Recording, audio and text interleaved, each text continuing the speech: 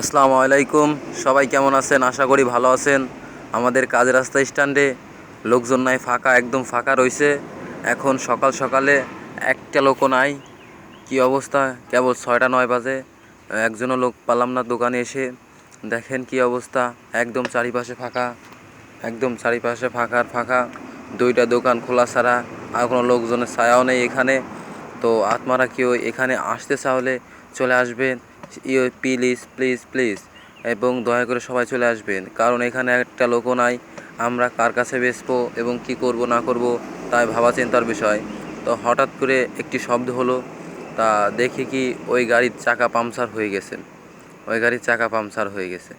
তা এখন আমি মনে করলাম রাস্তায় এসে দেখি কোন চাকা পাংচার হয়েছে। এখন দেখি ওই ট্রাকের পাংচার হয়ে গেছে চাকা।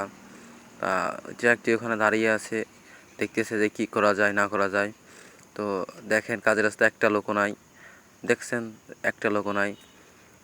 আমি আর এই দোকানদার ছাড়া কোনো দোকানদার নাই এখানে। মরুভূমি। আসসালামু আলাইকুম।